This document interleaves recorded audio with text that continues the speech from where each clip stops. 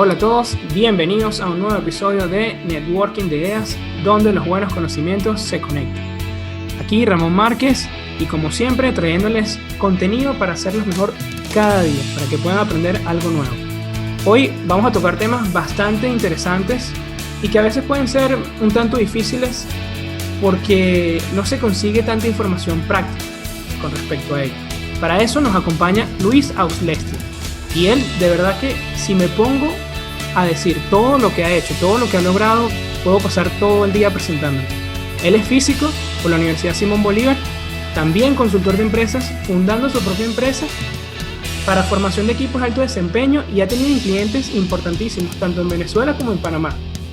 Un ejemplo de esto es Telefónica, Polar, Mercantil Servicios Financieros, Scotiabank. De verdad que ha tenido una posibilidad de atender todos estos clientes de altísimo nivel. Además, también tiene una pasión por la aventura y por los retos. Él es el fundador del grupo de excursión Oikos y ha tenido la posibilidad de escalar montañas de 6.000 metros de altura en toda Latinoamérica, como en Ecuador y en Bolivia.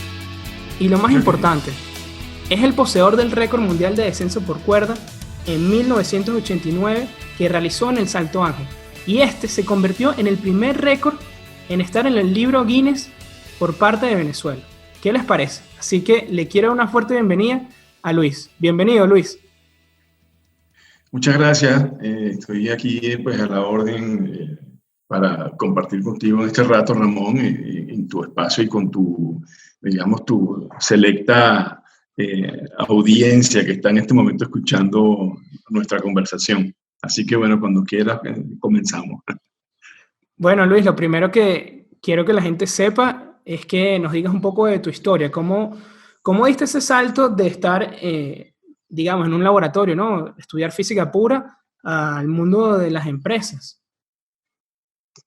Bueno, eso de verdad es un poco la historia de mi vida, que efectivamente la comparto con la gente justamente no porque yo me sienta una maravilla, sino porque efectivamente creo que es un camino interesante cuando tú definitivamente quieres hacer algo y te lo propones, ¿no? Yo estudié en la Simón Bolívar, tuve el privilegio, digamos, de estudiar en esa casa de estudios que hoy por hoy, a pesar de las dificultades, pues sigue siendo una escuela de altísimo nivel, no solo nacional, sino también internacional.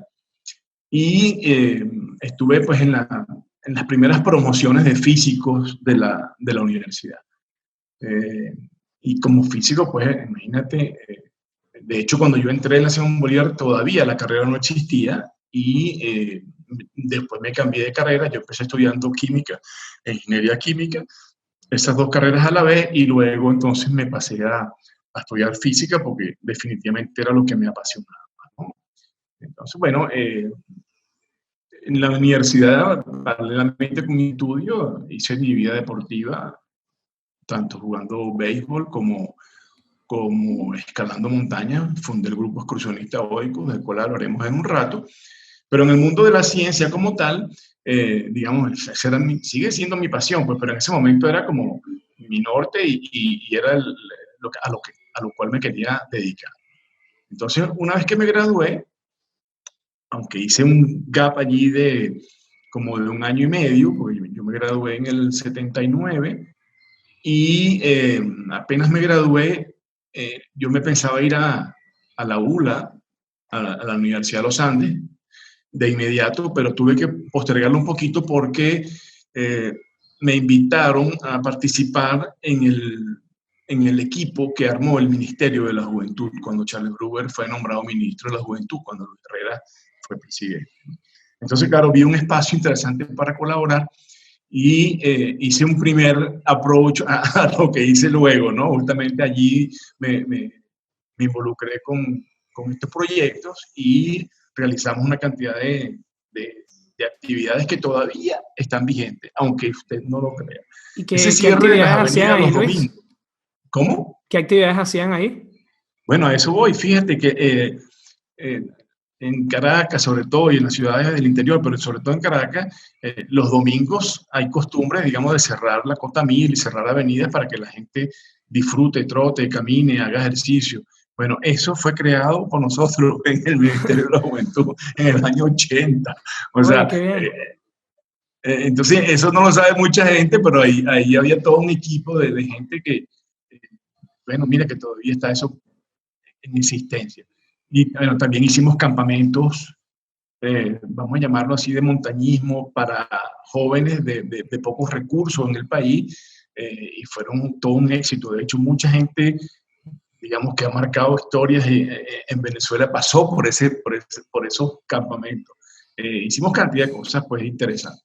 Entonces, luego me fui a Mérida, hice mi concurso de oposición, entré en la ULA y bueno, era un científico, digamos, con la vida resuelta, porque estaba trabajando en lo que me apasionaba, en un lugar tan fascinante como la ciudad de Mérida, y trabajando en investigación y en la parte de docencia, bueno, todo resuelto. Digo resuelto porque tú ahorita dirás, pero ¿cómo que resuelto? Mira, los profesores hoy por hoy no tienen ni con qué comer, no les alcanza ni siquiera ahora para pagar la gasolina, todo lo que pueden percibir en un mes. Eso es verdad.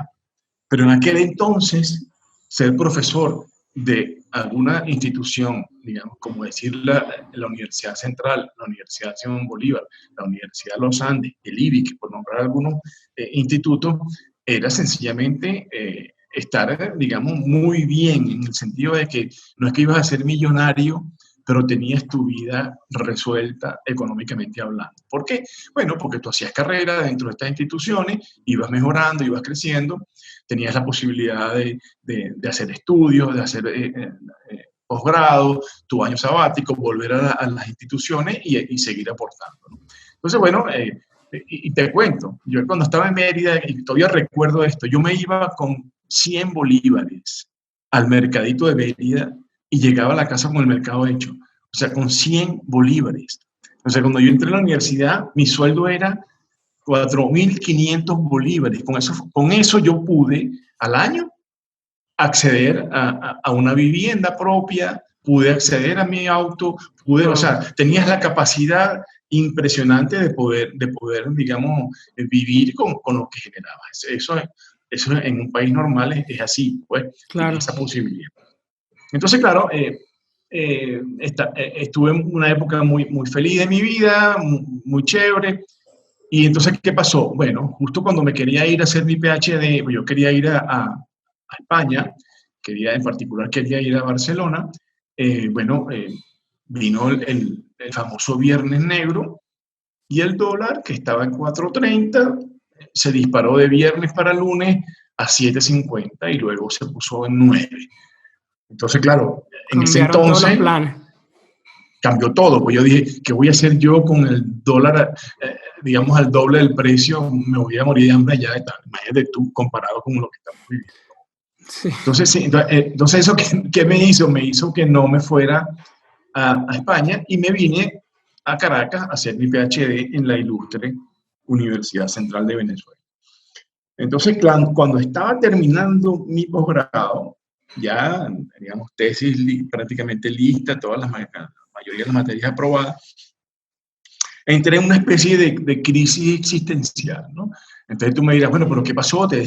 ¿Tenía algún inconveniente? No, la crisis era conmigo mismo, porque yo me veía y veía a mis profesores y yo me preguntaba, Luis, ¿esta es la vida que tú quieres llevar de aquí en adelante? O sea, obviamente la vida de investigación y de docencia me fascina, pero por otro lado veía a mis profesores y yo no me veía así, yo decía, esto no es... Entonces, claro, ¿cómo le digo yo eso a mi esposa? Ya tenía hijos, tenía, digamos, mi primera administración, porque tengo dos, pues, entonces, Okay. Bueno, cuando le digo a mi esposa en ese entonces, mira, tengo una idea, quiero hacer un pequeño cambio aquí en mi vida, quiero convertir mi hobby en mi carrera y mi carrera en hobby, ¿no? Entonces, Cambio no, radical. tú estás loco, ¿cómo es eso? Digo, bueno, sí, quiero ver si puedo vivir de las cosas que me apasionan también, de las expediciones, de los campamentos, para muchachos, de turismo de aventura, de comerciales de televisión, de temas de turismo, no sé, por ahí creo que va la cosa. Ya Entonces, tenías claro, una idea me más ha o llamado menos, la ¿no? atención, pero tenemos hijos, ¿no?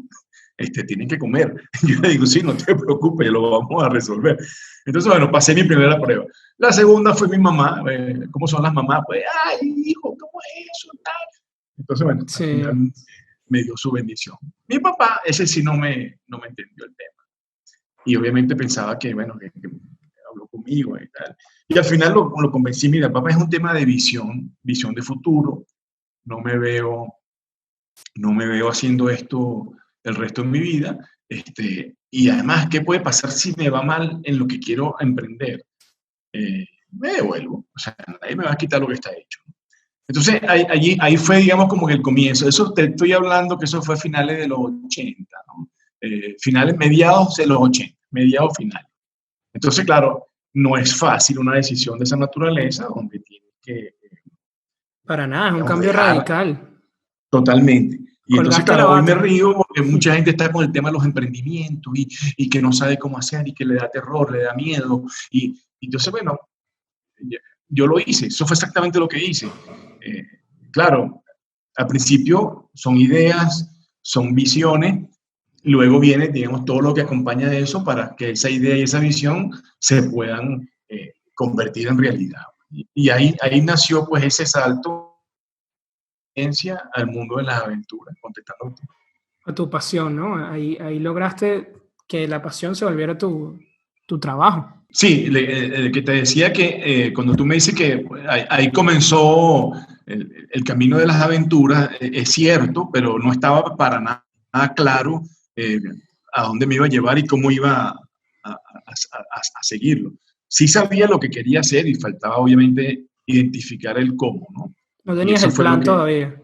exacto, ahí fue donde empecé a desarrollar el plan y entonces, bueno, empecé a hacer eh, actividades alrededor de estos temas. eh, Hice campamentos vacacionales para niños y para adolescentes en ese entonces, estoy hablando finales de los 80.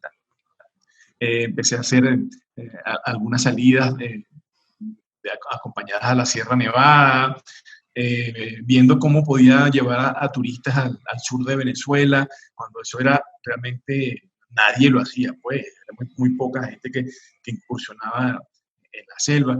Ahí empecé, pues, pero nada fácil, pues fue un camino duro, un camino complicado, como siempre son los emprendimientos, pero que con perseverancia, pues tú logras hacerlo realidad. Fíjate que todavía no te he hablado del mundo gerencial. No, Estoy hablando del mundo de la aventura. Entonces, ese mundo de la aventura me llevó después al mundo gerencial. ¿Cómo fue eso? Bueno, fíjate, en esa misma época me crucé con el doctor Wilmer Pérez, médico terapista intensivo, neumonólogo. La gente lo recuerda no por esto, sino lo recuerda por unos locos que escalaron la torre de la previsora cuando Charlie Fruber era ministro. Bueno, él era uno de los que escaló la torre de la previsora. Entonces ya, sí, claro, soy loco. ¿Cómo se acuerda?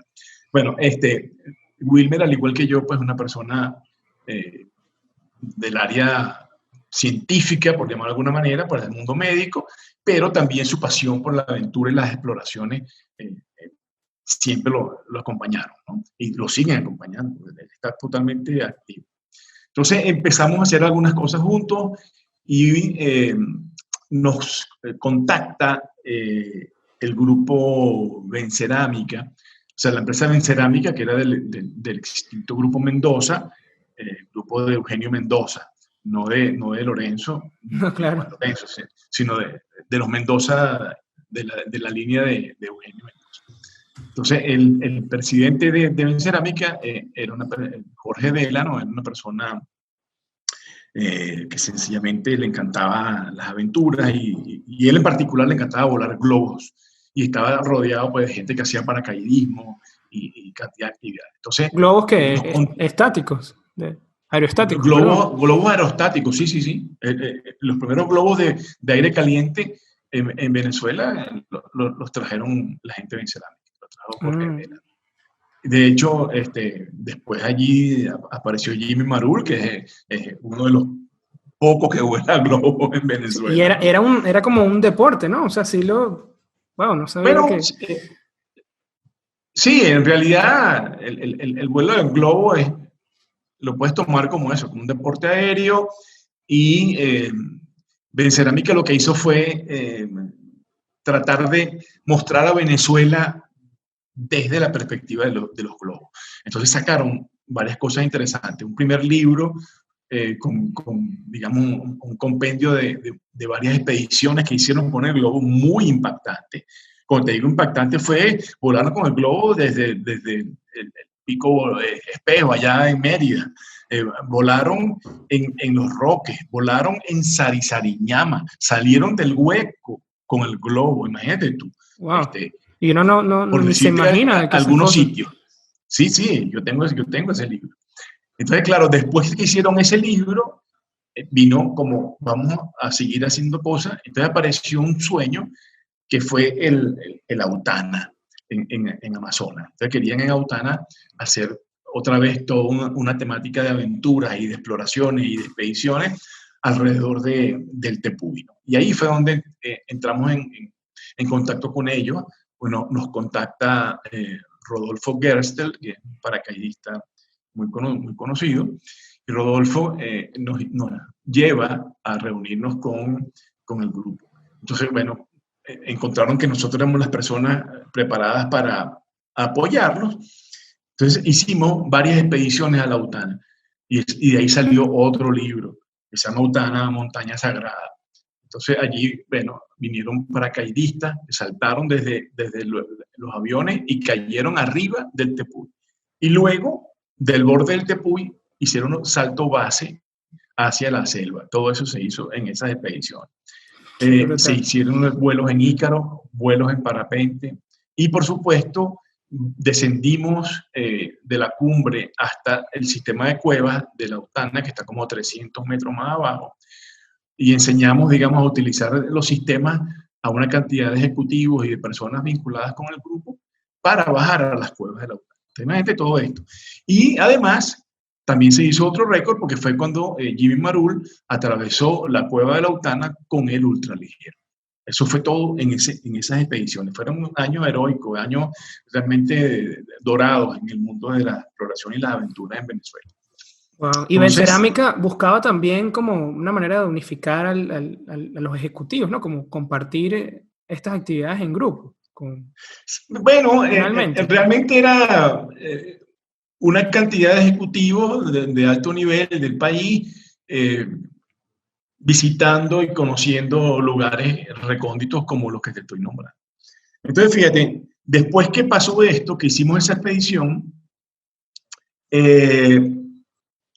nos llevan o nos piden que acompañemos al grupo porque le prepararon una expedición, eso lo sabe muy poca gente, le prepararon una expedición a 3 personas y sus familias. Si mal no recuerdo los nombres o los apellidos, uno era Wolfenson, el otro apellido era Packer y el otro era Rockefeller. Entonces, estamos hablando del presidente del Banco Mundial, el presidente del Fondo Monetario Internacional y Rockefeller, no tengo que decirte quién es. No. Entonces, esas expediciones la organizaron por un lado, Gustavo y Ricardo Cisneros, junto con Eugenio Mendoza. Entonces, hicieron todo un viaje por los Tepuyes y en particular bajaron a la cima mayor de Sarisariñama con el helicóptero y la cesta que se pone debajo del helicóptero. Entonces, allí nosotros nos involucramos, Wilmer y yo, y fue cuando hicimos el primer descenso, digamos, de varios que hicimos, a las cimas, a la cima mayor que se había bajado solo 2 veces. Primero fue la expedición de Charles Gruber y luego la expedición de la Sociedad Venezolana de Espeleología con unos polacos. Hicieron los 2 descensos y exploraciones de esa cima. La tercera vez fuimos nosotros. Bajamos Wilmer y yo y luego hicimos el documental de la serie Expedición de Radio Caracas Televisión que se llama Sarisariñama. La hicimos como el año de haber hecho este primer descenso. Entonces, allí, tanto en Autana como en Sarisariñama, Entonces entramos en contacto con el mundo, digamos, de la alta gerencia de Venezuela. Entonces fue allí donde nace para mí mi visión de cómo llevar la vida de las expediciones a la empresa. Fíjate tú, ahí, en ese momento, antes no, antes había sido para turismo, aventura, para niños, para adolescentes, para televisión, porque hicimos unos comerciales también para televisión, hicimos documentales, como te estoy diciendo, pero el mundo gerencial lo conecto de esta forma, con unas expediciones a la selva amazónica por parte de gente, digamos, del más alto nivel de las organizaciones privadas de Venezuela. Entonces ahí nació, digamos, mi visión de ver cómo a esto le podía dar un giro para que se convirtiera en algo que contribuyera al mejoramiento de los equipos y de los líderes en las organizaciones gerenciales. Entonces, bueno, ¿qué pasó luego? Bueno, hicimos, como te dije, el documental de Sari Sariñama. Después, ahí yo me metí hacia el mundo gerencial y Wilmer sí siguió haciendo algunas expediciones más. Entonces estuvo involucrado en otra película que se llama Cima a Onda de RCTV, y también estuvieron otros amigos involucrados en otra expedición a la Butana.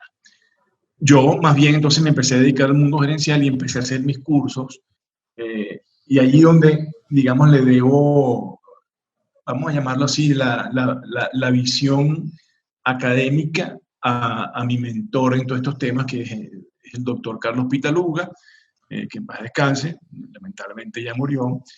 Carlos era el psicólogo de la Universidad Simón Bolívar, lo conocí en la universidad a principios de los 70, y con Carlos le manifesté mi visión. Yo le decía a Carlos, mira lo que quiero hacer, me gustaría llevar a los ejecutivos a unas haciendas para que la gente hiciese actividades, digamos, de montañismo, de manera controlada, pero obviamente con contacto directo con la naturaleza, en condiciones de riesgo controlado, por llamarlo de alguna manera. Entonces hicimos actividades de la selva de noche, lanzamientos por cuerda, cantidad de actividades que no son para nada usuales para la empresa. Entonces, claro, cuando yo le comentaba esto a Pitaluga, Carlos se quedó callado, no me hablaba. Yo le decía, Carlos, como que no te gusta, como que no te parece. Me dice, no, Luis, esta es la pasta que le falta a mi mesa. Estoy hablando de finales de los 80. O sea, la gente tiene que vivir las cosas, no basta que tú les cuentes. Hay cosas en la vida que se aprenden en el salón de clase, pero hay otras cosas que hay que vivirlas, hay que tener la experiencia. Y ese es el origen de la educación experiencial en Venezuela. O sea, había cierta gente que hacía algunas cosas medio parecidas, pero Carlos y yo le vimos como digamos, el vuelco para unirlo, ¿no? Con la aventura. Totalmente. Entonces, ahí que hicimos, con el conocimiento de Carlos y en el mundo, vamos a llamarlo psicológico, y el mundo empresarial, porque él era ya un consultor de empresas. Tenía esa experiencia corporativa ya. Total. Entonces, claro, cuando vio lo que yo le estaba contando, vio un espacio nuevo, algo totalmente innovador en Venezuela. Nadie hacía algo ni parecido. Entonces comenzamos a hacer actividades en el campo, digamos, bajo una modalidad distinta a lo usual. ¿Qué es lo que era la modalidad distinta? Era justamente someter a la gente a ciertas experiencias sin ellos saber en principio para qué la hacían, y luego de que se realizaban las experiencias venía entonces el análisis, el debriefing de las actividades para luego conectarlas con los conceptos. Entonces eso es el camino de la educación experiencial, ir de la experiencia al marco teórico y luego eso llevarlo a la vida cotidiana de cada uno de nosotros. Entonces, así empezamos. Entonces, hicimos una primera actividad, eso quedó fabuloso, y esa primera actividad, entonces, claro, el efecto, digamos, de la gente compartiéndole esto a sus amigos, mira, hice esto, que es una maravilla, y así fue. Entonces, de una empresa pasamos a 4, de esas 4 a 10, y de esas 10 a 100. O sea, wow. se convirtió en un efecto gigantesco, un efecto mariposa, por llamarlo de alguna forma, el hecho de que creamos una metodología nueva. Donde sí, entonces claro, la gente compartía cosas que no las puedes vivir en la empresa, las vives fuera, y luego te llevas ese aprendizaje y te llevas digamos, ese crecimiento a la organización, que es a fin de cuentas lo que te interesa. Porque las empresas no están allí para que la gente salga a pasear los fines de semana y le vaya chévere en la playa. Eso está bien. Pero realmente lo que estaban persiguiendo era mejorar de alguna forma, digamos, el desempeño de los equipos, claro, para que la empresa pues lograra alcanzar sus objetivos de una mejor manera. Y eso fue lo que hicimos. Entonces empezamos a darnos a conocer en el mundo gerencial en Venezuela. Luego de eso, porque eso lo empezamos a hacer por nuestra cuenta, luego de eso, bueno, en paralelo, y ya hablaremos del récord mundial, cuando entremos en detalle, ¿sí? Porque Pitaluga tuvo de cierta manera que ver un poco con eso, porque Carlos era consultor de Epson, donde Epson estaba dirigida por mi compañero de béisbol de la universidad, Alexander Elorriaga, ingeniero electrónico de la Simón Bolívar, y que hoy por hoy es uno de los ejecutivos más exitosos venezolanos, pues. Tan así que fue presidente de DirecTV hasta hace poco. Sí. Y el anterior, Luis, al que está teniendo todo. Una pregunta. Exxon, entonces, ¿fue el primer cliente donde pudieron probar esta nueva metodología? Elorriaga en Epson. Ahí hicimos nuestro primer approach. Hicieron el primer acercamiento. Sí, claro. Allí fue donde hicimos el primer, vamos a llamarlo, la primera aproximación a lo que queríamos hacer. Claro, Alexander me permitió hacer mi primer programa a ejecutivos. Fíjate que tú me preguntas hoy y yo te digo, mira, sí, tengo experiencia, mira, eso está buenísimo, pero ¿qué pasa con la primera? O sea, ¿por qué te la dieron? Y eso es importante saber, porque tiene que ver mucho con estos temas de emprendimiento hoy, que la gente no tiene la experiencia todavía. Entonces alguien confía en ti porque te conoce de otros ámbitos, sabes que eres una persona luchadora, sabes que eres una persona perseverante, sabes que eres una persona exitosa, entonces le apuestan a esa nueva idea. Y así fue. Alexander apostó, me ayudó con eso, y por otro lado me ayudó también con la expedición, de lo cual ya hablaremos. Entonces, ¿qué pasa? Entramos entonces en el mundo de las empresas y poco a poco empezamos a hacer actividades, se empezó a saber por todos lados, y en el 96 primero entré yo en el IESA. Me lleva al IESA el profesor Jan Moller. Jan Moller estaba haciendo una actividad digamos, de formación con IBM. En IBM le pidieron que tenía que terminar esa actividad conmigo, porque ya había hecho un trabajo yo con IBM por otro lado. Y ahí Jan me vio en acción y me dijo, te tengo que llevar al IESA. Entonces Jan Moller me llevó al IESA y ya en el 97 el programa ya estaba aprobado en el programa avanzado de gerencia, en el PAC, el taller de formación de equipos de alto desempeño, así se llamaba, lo llamamos FEAT, formación de equipos de alto desempeño, año 97. Bueno, nada que ver con la producción de carros, ¿no? Ese es el nombre. ¿Cómo? Nada que ver con Fiat. No, nada. Entonces, porque no es Fiat, es FEAT, con D, FEAT, pero bueno, suena parecido a SEAT o a Fiat. No, entonces, bueno, ya continuamos con nuestra labor, como en un par de años, algo así, yo recuerdo, yo primero me consolidé y luego invité a IESA para que explorara la posibilidad de que Pitaluga entrara, conocieron a Pitaluga, y Pitaluga se convirtió, sin lugar a duda, en uno de los profesores más productivos del IESA. Eso no lo digo yo, lo dice el IESA. O sea, porque Carlos era un tipo que de verdad trabajaba en distintos ámbitos, era un tipo que podía darte un curso, siendo psicólogo, no sé, de gerencia de procesos, un tipo que te podía hablar de diagramas de espina de pescado, te podía hablar de estadística, digamos, con más propiedad a lo mejor de lo que yo te puedo hablar de matemáticas siendo físico. Pues. Wow. O sea, y por otro lado, te podía y lo dio, pues cursos de inteligencia emocional, gerencia del conocimiento, equipos de alto desempeño, liderazgo, maestría personal, lo que tú quisieras. Y no porque era un toero, ojo, sino que era excesivamente bueno en los distintos ámbitos. Entonces, bueno, ahí entramos Qué bien que lo hayas en tenido el mundo como gerencial. mentor. Sí, sí, fue mi mentor y bueno, lamentablemente, bueno, cosas de la vida, se murió antes de tiempo, pero agregó mucho valor, hizo varios libros y muchos trabajos y fue eso, pues fue la persona que me abrió el camino en esta línea. Qué bien, Luis. Claro, Y después ahí en el trabajé IESA por... ya empezaron a llegar, digamos, cuando dices que explotaron a 100 clientes, ya empezaron a llegar estos clientes como Telefónica, como Procter. Bueno, digamos, con el IESA, digamos, mi posición, a diferencia de Carlos, porque Carlos sí prefirió estar como profesor a dedicación exclusiva con el IESA, o sea, él estaba dentro de la planta del IESA, pues él no podía tener ingresos por otra vía. Eh,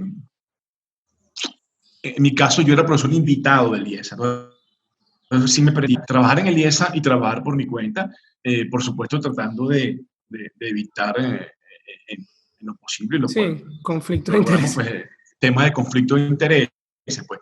Pero sí, efectivamente, en esa misma época, digamos, muchos de mis clientes los hice por mi cuenta, pero mucha gente me conoció, por supuesto, en el IESA, porque como tú hablabas del PAC, el programa avanzado de gerencia o el programa ejecutivo, que eran los dos programas fundamentales que tenía, y luego estuve en el MBA y en todos los, digamos, los programas de maestría, tanto el de finanzas como el de mercadeo, lo llevaron a todos los espacios como la actividad que había que realizar de inicio, pues de iniciación de la gente, para que la gente se conociera, para que la gente compartiera en el arranque de esos programas. En el PAC y en el programa ejecutivo no era de inmediato, eso se hacía ya después que habían pasado cierto tiempo, pero en las maestrías sí era como que la experiencia inicial de compartir con los compañeros con los cuales ibas a tener varios años o varios meses en actividades, digamos, de formación. Y Luis, una Entonces, pregunta, ahí, ya que entraste en contacto con tantas personas, no solo por tu trabajo, sino por el IESA, quisiera saber qué encontrabas, ¿no? ¿Qué encontrabas en el campo cuando veías esos equipos que de cierta manera eran de alto desempeño? ¿Qué observabas? ¿Qué debilidades veías comunes? ¿Qué tenías que enfrentarte? bueno, obviamente, digamos, al tener contacto con, digamos, yo diría que con gran parte de las organizaciones del país, porque así fue, pues te estoy hablando de farmacéuticas, te estoy hablando de empresas de servicios, te estoy hablando de bancos, te estoy hablando de producciones de alimentos, o sea, cuando te digo esto, yo estoy hablando de, y el otro día saqué la cuenta y más o menos por encima, bueno, no sé, 100, más de 100.000 personas pasaron por nuestras manos. O sea, es un número grande. Cuando tú dices, wow, 100.000 personas, 100.000 personas, no estoy hablando que son 100.000 personas que me ven por internet o que están en las redes. Estoy hablando de gente presencial que estuvo en nuestros cursos de 3 días, 2 noches en las haciendas. O sea, Ajá. o donde lo hiciéramos, pues, o sea, sí. Entonces, efectivamente, poder pasearte por todo ese abanico, a mí pues me mostró mucho de lo que teníamos y que hay que recordar, aunque lo siga habiendo, con todo este tema que estamos viviendo en Venezuela, pues gran parte de esa población muy bien formada no está aquí. Gran parte de esa gente pues se corresponde con la diáspora que están en distintos ámbitos, en distintos países y además lo están haciendo muy bien. Digamos, obviamente siempre hay posibilidades de mejora, pero más que hablar de debilidades, yo lo que te digo es que me encontré con gente muy bien formada, gente muy determinada a alcanzar las metas que tenían planteadas. Por supuesto, te encuentras organizaciones distintas, ¿no? Por ejemplo, hablar de Procter no es lo mismo que hablar de Telefónica y mucho menos que hablar de Polar. O sea, son empresas muy diferentes entre sí, con maneras diferentes de crecer y de desarrollarse, pero que de una manera u otra alcanzan sus objetivos, ¿no? Eso es definitivo. Entonces, claro, si te consigues, por ejemplo, gente que de pronto está en una posición de líder y no lo es o no lo es tanto, ¿y por qué? Ahí viene una pregunta que de pronto la podemos conectar con el tema del liderazgo, pues pero es el tema de si las personas están preparadas, no están preparadas. Pero yo te diría que en términos generales, lo que me conseguía acá era gente muy, muy bien formada, gente muy valiosa y gente que a pesar de que de pronto lo traías a un ambiente que no tenía idea de qué iba a pasar, porque cuando tú traes a un presidente de un banco, un gerente general, a un VP, a decirle, mira, vamos a pasar 3 días, 2 noches en una hacienda, vas a dormir en habitaciones compartidas, te vas a meter en la selva de noche, te vas a montar en muros de escalada, te vas a tirar de puente, vas a hacer péndulos gigantes. Entonces, bueno, espérate, ¿qué tiene que ver todo esto conmigo? ¿Qué tiene que ver esto con mi trabajo? Y entonces, claro, cuando después descubre que tiene mucho que ver, es donde efectivamente la gente lo valora, ¿no? Y lo valora enormemente. Entonces, claro, te puedo dar 500 experiencias. Me viene a la mente una, o sea, por decirte algo que tiene que ver con esto. Te voy a poner, bueno, un VP, para no decir nombres, porque aunque no hace falta. No hace nada. No, un VP, o bueno, realmente era un VP, exacto, pero que le reportaba a otro, una empresa de telecomunicaciones, que tenía sumando alrededor de, no sé, 500 personas, algo así de reportes, ¿no? Él está con su equipo haciendo un trabajo de formación gerencial y le dijeron, las personas que estaban haciendo eso, le dijeron, mira, yo quiero un taller, digamos, de integración y de equipo, quiero que lo hagamos con Luis y tal. Bueno, me llevan a la reunión y entonces me encuentro con un poco de gente de sistemas, o sea, la gente de sistemas como son, pues, o sea, absolutamente pragmáticos, unos tipos, demuéstrame esto, o sea, gente estudiosa y profunda que no está con tonterías, ¿no? Por ese lado es donde mi formación científica me ayudó enormemente a poderme comunicar con ellos, ¿no? Entonces, claro, cuando voy a esa reunión, empiezan a verme así como, bueno, ¿qué es lo que tú estás haciendo? Mira, pero no nos pongas a estar haciendo cositas ahí, está agarrándonos de mano, ni nada de esas cosas, porque eso no es con nosotros. No te preocupes, a lo mejor termina llorando, pero por otra cosa, ¿no? Y efectivamente hicimos un primer programa con el equipo gerencial de esa vicepresidencia y el resultado fue tan bueno que el VP inmediatamente, digamos, realizó la actividad para toda su vicepresidencia. Pasaron todas esas personas que te estoy diciendo y él estuvo en todas. O sea, imagínate una persona que vaya, no sé, 6, 8 fines de semana wow, a hacer lo mismo, entre comillas, pero con distintos equipos. ¿Y por qué lo hizo? Porque encontró esta persona, porque una persona muy dura, bien, digamos, bastante complejo para entrarle, encontró un mecanismo para comunicarse con su gente a través de estas experiencias. Así es. Entonces, claro, realmente estaba mostrando una parte de su personalidad, cuando realmente es una persona muy sensible, una persona que se protegía, digamos, con su cara de cañón y con su seriedad, o en el fondo era un escudo para protegerse. Bueno, y encontró a través de estos talleres y estos cursos un mecanismo para que su equipo sencillamente se comunicara mucho mejor, hiciera el trabajo duro que tenía que hacer y alcanzarlo de la mejor manera posible. Entonces, bueno, esa es una anécdota, pero como esa, no tienes idea cuántas. No tienes Luis, idea cuántas porque... ¿esto te ha ayudado o cómo lo ves? Si has logrado crear una visión así como de lo que tiene que tener un líder, así como que estas habilidades, estas características, que, claro, hay diferentes tipos de líderes, pero algo así que hayas visto que tienen que tener en común. Sí, definitivamente. ¿Qué es lo que pasa? Que cuando tú vas a una organización, entonces te dicen, mira, no, bueno, aquí está Pedrito, que es el proyecto, y entonces la gente se empieza a preguntar, ¿el nuevo líder será el gerente? será el jefe, pero el liderazgo tiene que ganárselo, tiene que construirlo. Eso tú no lo puedes, digamos, decretar. Ese es un gran punto. Mucha gente piensa que el liderazgo se decreta. El nuevo líder, nos encanta hablar de líderes, líder y tal. Mira, ya va, será responsable. El liderazgo te lo ganas. El liderazgo lo construyes. Y entonces, ¿cómo lo construyes? Porque ahí tú dices, bueno, ¿qué tiene que tener un líder para que la gente sencillamente lo vea como tal, ¿no? Entonces, bueno, hay cantidad de factores. El liderazgo es un tema bien complejo, es un tema que en términos generales siempre está acompañado de otra palabra. Tú rara vez oyes hablar de liderazgo solo.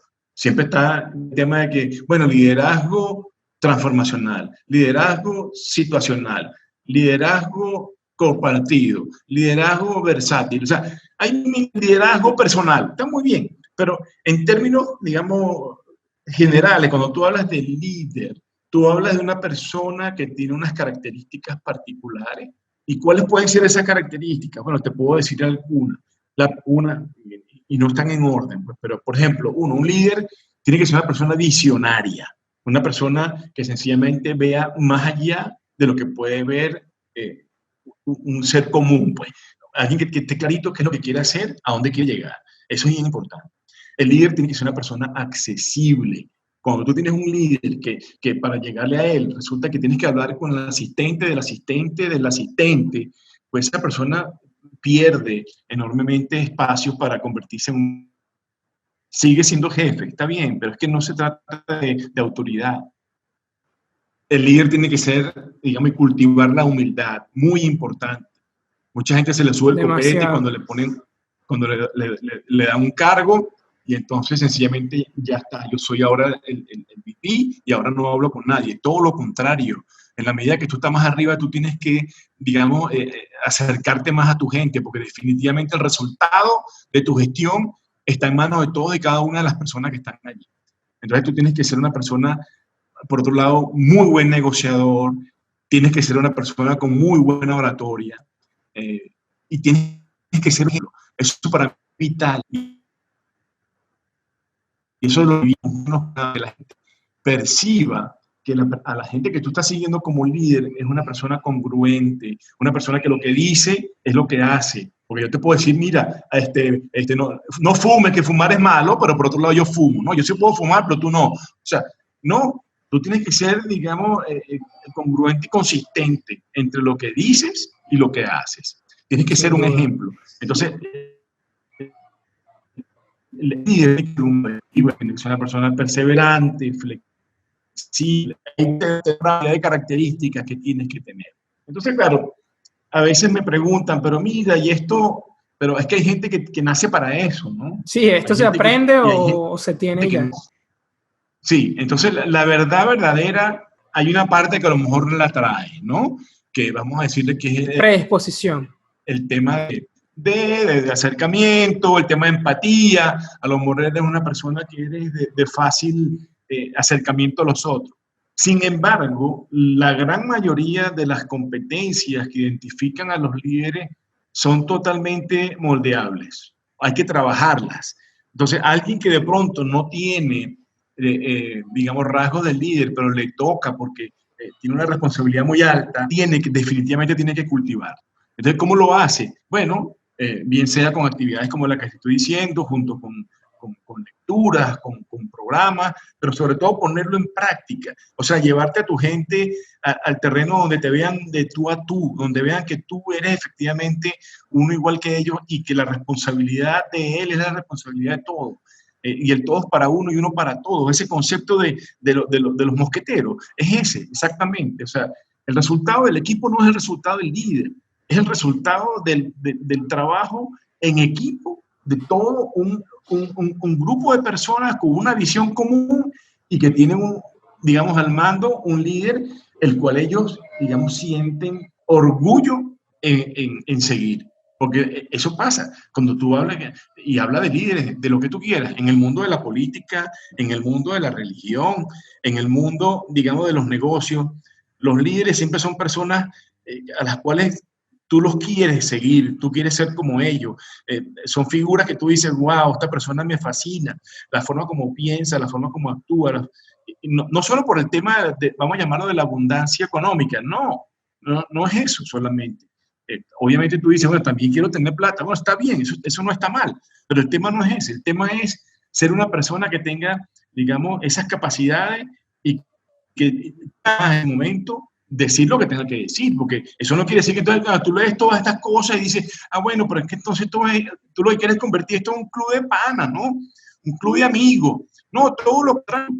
Cuando tú eres una persona que tiene esta característica, el compromiso que adquiere la gente con su líder es mucho mayor, porque sencillamente la gente se sentiría muy mal si quedara a esa persona. Son personas que dan lo mejor para alcanzar los objetivos, porque sencillamente no le van a quedar mal a una persona que da el ejemplo, una persona que ha sido su maestro, que ha sido, digamos, su norte, te sientes mucho más comprometido. Entonces, efectivamente, eso es lo que tú logras, ¿no? Entonces, volviendo un poco a la pregunta inicial, sí, digamos, si alguien quiere ser líder, tiene que aprender mucho, tiene que leer, pero tiene que llenarse mucho de humildad, tiene que escuchar mucho. Los líderes tienen que escuchar más que hablar. Y eso muchos líderes no lo entienden. Es todo lo contrario, usted tiene que escuchar a toda la gente. De ahí viene toda esta mejora de la tecnología de los orientales. O sea, ¿por qué los japoneses fueron, digamos, hicieron un desarrollo tan brutal por esto? Porque los líderes escuchaban, digamos, a sus obreros, y te hablo, por ejemplo, de la fábrica de los autos. O sea, sencillamente veían cómo mejorar los procesos y escuchaban a fondo a las personas, digamos, de todos los niveles. Tú ibas a una empresa, vamos a llamarla así, pues, del otro estilo, pues, el estilo tayloriano de las organizaciones, y venía un obrero, trataba de decir algo, y decía, señor, usted vaya y haga lo que le dijeron, usted no tiene que estar pensando en nada de esto, pues, para eso están los que están allá arriba. Y bueno, y ahí fíjate tú a dónde nos fue llevando digamos, este mejoramiento y esta forma de ver el liderazgo y el tema del trabajo en equipo. Entonces, bueno, se aprende pues de todo esto y sobre todo de los orientales, me refiero sobre todo a los japoneses, a los surcoreanos, no estoy hablando de los chinos, ni de los norcoreanos, porque digamos, es otro tipo de liderazgo. Ahí estamos hablando ya de liderazgos autocráticos, que ya sobre eso también podemos conversar. Es otro tema, sí. Luis, es otro tema. Y bueno, antes de que se nos acabe el tiempo, obviamente tenemos que hablar del récord, ¿no? Quisiera que me comentes primero dos cosas, es lo que más me llama la atención. La principal, la motivación que te llevó a hacer esta hazaña, y la segunda es, porque es que me imagino que debe ser bastante fuerte, si sentiste el miedo en el momento de que estabas descendiendo por el Salto Ángel, que nos hables también cómo manejamos los miedos, cuál es tu estrategia. Bueno, ese es otro temazo, ¿no? Y te lo digo porque cuando alguien se imagina está parado en el Salto Ángel allá, está totalmente muerto de miedo, de manera tal que pues, el miedo que hace, pues, fundamentalmente te paraliza, pues, no te deja actuar. Pero no es tan así, realmente, porque tú estás preparado. Cuando tú vas a una actividad como esta, del récord mundial de rappel en el Salto Ángel, por llamarlo, digamos, de alguna manera, no fue que se te ocurrió y te fuiste al día siguiente y vamos a ver cómo hacemos, ¿no? Y nos lanzamos. Eso es todo digamos, es un desarrollo de toda una empresa, igualito que una empresa. Fíjate que hay un paralelismo total entre organizar una expedición de este nivel y llevar adelante una organización en condiciones cualesquiera. Es un poco lo que viene ahora y es lo que estamos viviendo. Con el tema del coronavirus a nivel mundial, hay una alta incertidumbre. La gente no sabe qué hacer, qué viene, y es lo mismo. ¿Qué siente la gente? Miedo, terror. Entonces, ¿qué hace? Bueno, tiene que enfrentarlo. Entonces, ¿qué es lo que pasa con los miedos? Los miedos no es que no existan. Tú dices, bueno, es que los paracaidistas, los deportistas extremos no sufren de miedo y tal. Bueno, mira, primero que el miedo no es un sufrimiento. El miedo es una emoción y que es muy importante tenerla y sentirla. porque el miedo es el que te dice, hey, alerta, te dice, hey, cuidado, con cuidado, pero con su nivel respectivo. Entonces, no se trata de no tener miedo, se trata de tener valor para enfrentarlo y superarlo. De eso se trata. O sea, porque tú me preguntas a mí, ¿tú sientes miedo cuando te paras ahí? Por supuesto que sí. Empieza ese corazón a temblar bueno, y después tú recurres justamente a tus experiencias previas, tú recurres a elementos donde has sido exitoso antes para apalancarte justamente para enfrentar el nuevo reto, y esos son de los elementos que tú utilizas. Entonces, bueno, en este caso particular, el récord mundial, ¿cómo surge? Bueno, a Wilmer y a mí nos buscan inicialmente para incorporarnos en una expedición norteamericana que venía a romper el récord mundial de rappel en el Salto Ángel. Fíjate cómo empieza esto. La idea no fue nuestra, la idea fue de unos americanos. ¿Ok? ¿Qué pasó con los americanos? Bueno, que nos reunimos con ellos, le entregamos nuestra propuesta y nos dejaron fuera. No nos dijeron ni sí ni no. Claro, eso puede pasar. De repente, mira, ¿sabes qué? No nos interesa. Pero no nos respondieron. Entonces, claro, cuando no nos responden, pensamos que era que no la iban a hacer, y después, eso fue en el 89, después del Caracazo, descubrimos, porque fue de pura casualidad, que sí venían los norteamericanos en diciembre de ese año a romper el récord mundial, y había gente de Venezuela involucrada con ellos. Entonces, claro, nuestra rabia fue al principio, mira, nos dejaron fuera, ¿qué hacemos?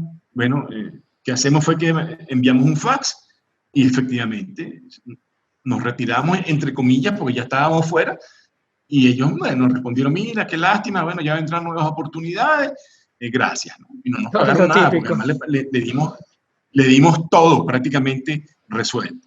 Entonces, bueno, ahí nació la visión de Wilmer y mía de hacer la expedición antes de los norteamericanos, aprender la técnica que no la conocíamos, conseguir el dinero que no teníamos y hacerlo antes, güey. O sea, de verdad fue una proeza porque...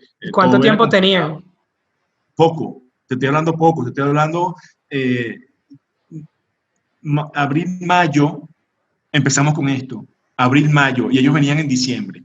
Entonces teníamos nada, 5 meses, 6 meses para hacer todo esto, preparar el equipo, conseguir los equipos, buscar el dinero, prepararnos físicamente, prepararnos psicológicamente, aprender la técnica, o sea, arreglar toda la logística de una expedición que tiene muchos detalles, y además hacerlo antes que ellos, porque si se vienen antes nos ganaban.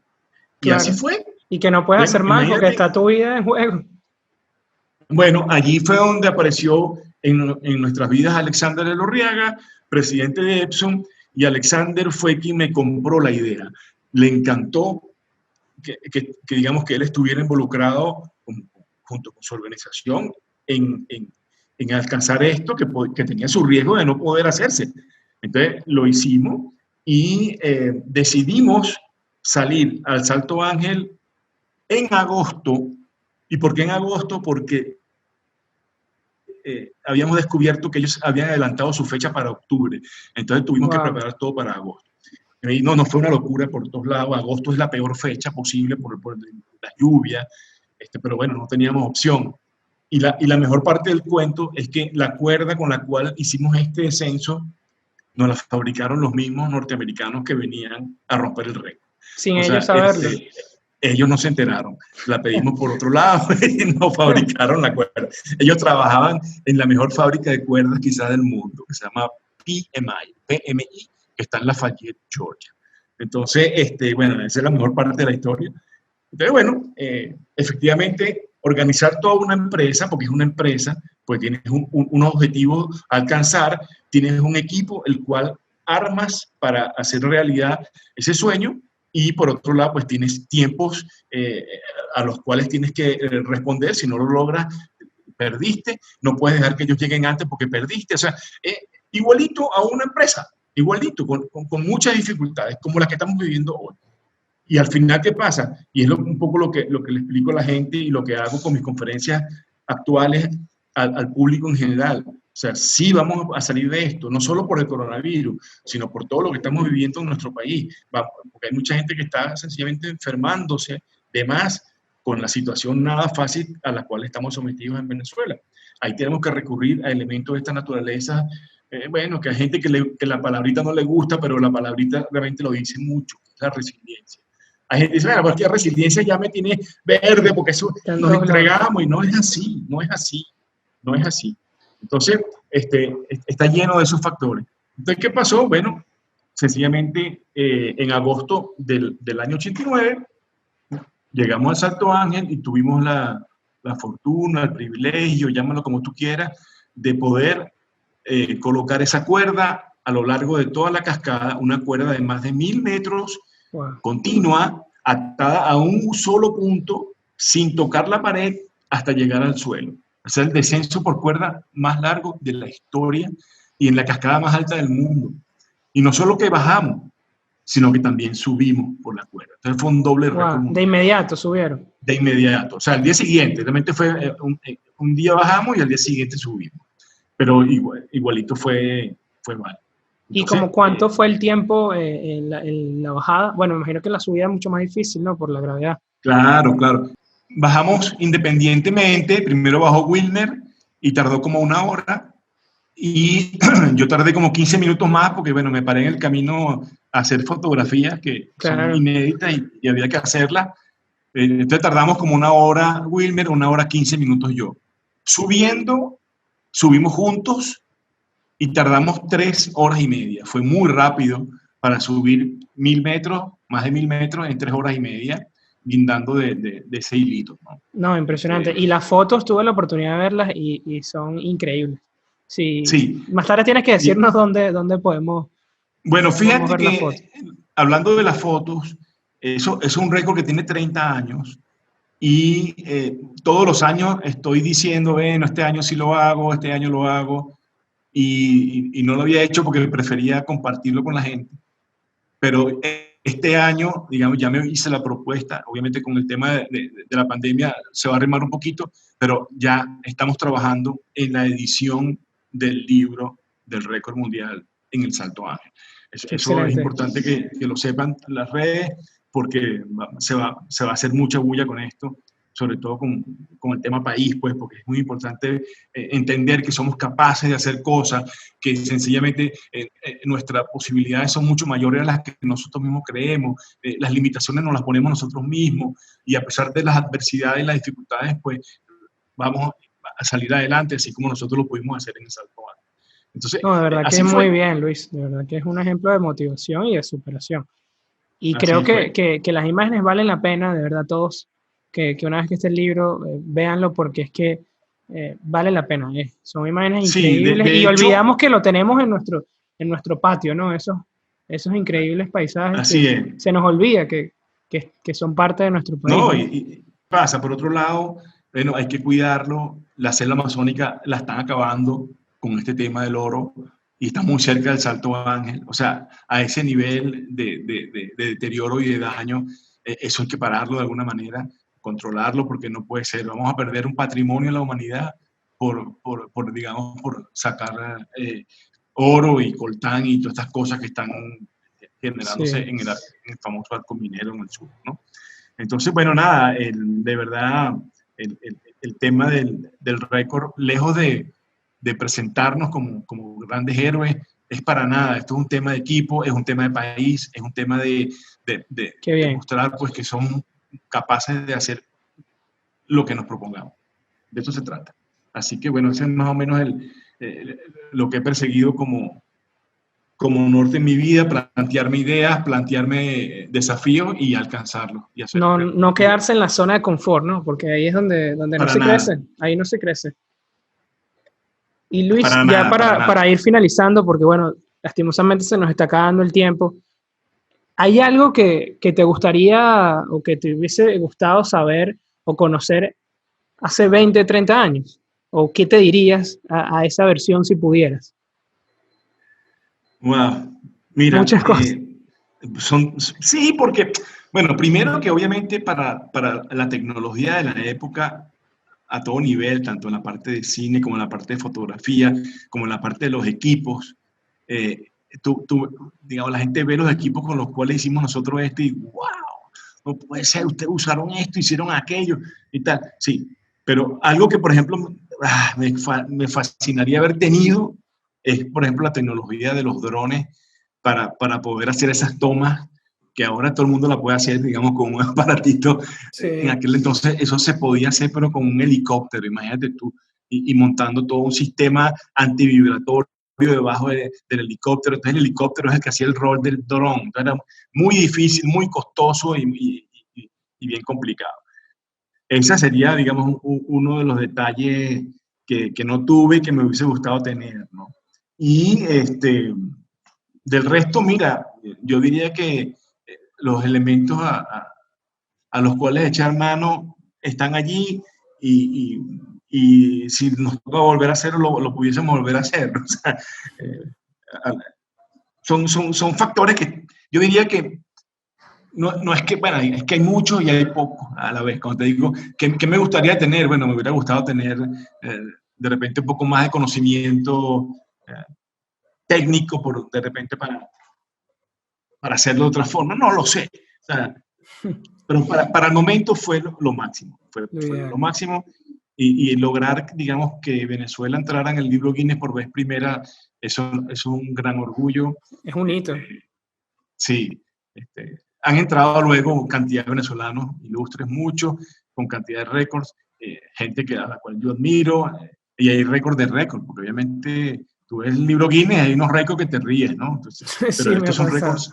Estos son récords difíciles. Estos son récords serios, récords realmente profesionales, y te dice que nosotros somos capaces de eso y de mucho más. Cuando digo nosotros, me refiero al gentilicio venezolano. O sea, que estamos en momentos donde nos sentimos que no tenemos salida, de que no vamos a poder seguir adelante con nuestro sueño y no, hay que verlo como que esto, bueno, nos tocó vivir esto, sí, pero esto tiene que cambiar para bien y pronto, porque sencillamente eso es parte de nuestra naturaleza, pues, del venezolano, que a veces justamente nos dicen, wow, pero es que ustedes todo lo cogen a chiste y todo es una reidera y tal. Bueno, eso justamente te ayuda a aguantar y a soportar todo esto. Pues si tú tienes una personalidad dura, difícil, donde no te ríes de nada, pues de pronto hasta te enfermas más rápido. Claro.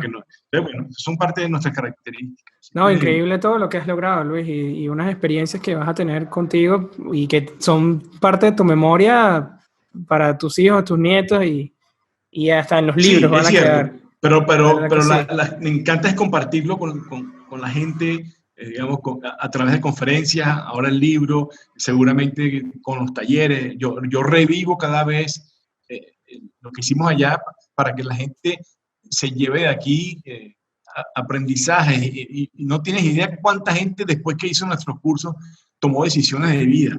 Y me lo han dicho, o sea, eso me enorgullece. Pues no es que yo me crea la tapa del frasco, no, es todo lo contrario. Soy peco de humilde a veces y de bajo perfil, pero efectivamente la gente ha tomado decisiones y todavía recuerda. Importantes. Sí, estas experiencias, porque no es el récord. Porque cuando yo doy un taller de equipo de alto desempeño, les paso la conferencia, pero la conferencia no es para que la vean, la conferencia es para que ellos se motiven a enfrentarse a sus propios miedos y a desafiarse y entender que pueden ir más allá de lo que ellos mismos creen, con las condiciones que nosotros le proponemos. Entonces, ¿qué pasa? Cuando eso sucede, la gente se le dispara la autoestima, dice, si yo fui capaz de esto, soy capaz de aquello. Y si yo me tiré de esa cuerda, y si yo me metí en esa selva de noche, yo soy capaz de afrontar lo que me viene. Eso es, para mí, el aprendizaje detrás digamos, de esta humilde propuesta, pues, que ha sido para mí muy enriquecedora. De verdad, me encanta cuando la gente lo percibe así, lo valora y hace además unas amistades para siempre. Tengo amigos desde el primer programa que hice. Increíble lo que te estoy diciendo. Todavía Qué bueno. Son amigos presentes. No, yo sé que las personas que nos están escuchando van a encontrar valor en todo lo que nos has comentado y toda la experiencia con la que has reflexionado en todo lo que nos ha hablado en tan poco tiempo. De verdad que tiene mucho valor. Pero bueno, lastimosamente se nos acaba el tiempo y tenemos que pasar al dato de la semana.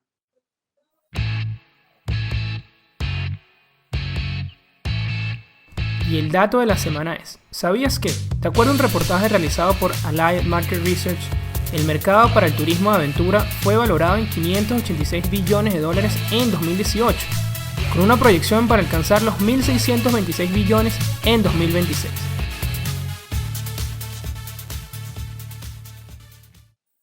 Y bueno, eso ha sido todo por el episodio de hoy. Antes de irnos, Luis, porfa, tienes que decirnos dónde las personas pueden saber acerca de tus proyectos, en lo que estás trabajando. Sí, Ramón, efectivamente tengo varios proyectos en puerta, estoy trabajando en cosas interesantes y ahora estoy, como todo, pues reinventándome con este tema de la distancia física, porque no es distancia social, es distancia de cuerpo, pero entonces estoy trabajando en varias conferencias, en varios talleres, en varios cursos, y muchos de ellos se van a desarrollar online, ¿no? Entonces, bueno, sí, me pueden ubicar, estoy montando todo un programa, y de eso yo creo que podemos hablar en otro programa, todo el tema de las redes, pero en particular, pues, en Instagram estoy con La Aulestia, L-Aulestia, ahí me pueden encontrar, en Twitter me pueden encontrar en @AulestiaLuis, y en YouTube y en Facebook Luis Aulestia, y en LinkedIn, ahí estoy, me ponen mi nombre y ahí me pueden ubicar. Y por supuesto, pues sigo trabajando en mi empresa Reto Corporativo y dando mis actividades en el prestigioso Instituto de Estudios Superiores de Administración, IESA. Excelente, Luis. Bueno, ya lo saben dónde pueden conseguirlo. Igual vamos a darle toda esta información en los notes del episodio. Como saben, este espacio es traído a ustedes por MyVal, donde pueden conseguir cursos desde manejo de Excel, manejo de las finanzas personales, hasta diseños de Canvas para emprendimiento. De verdad que, como siempre, véanlo, hay muchos cursos gratuitos, aprovéchenlos en estos tiempos de distanciamiento y todo está disponible en nuestra página web myval-u.com. Y como siempre, déjenos sus comentarios del episodio en nuestro Instagram @networkingdeideas. ¿Qué les pareció este episodio? ¿Qué opinan ustedes que tiene que tener una persona para ser considerada un líder? Y cuéntenos también de sus experiencias con la aventura, qué han hecho que les haya llenado ese miedo pero que lo pudieron controlar. Y bueno, eso ha sido todo por hoy. Networking de Ideas, donde los buenos conocimientos se conectan. Nos estamos escuchando la próxima semana. Si estás escuchando por YouTube, no olvides suscribirte a nuestro canal MyVal y darle like a este video. Hasta la próxima semana.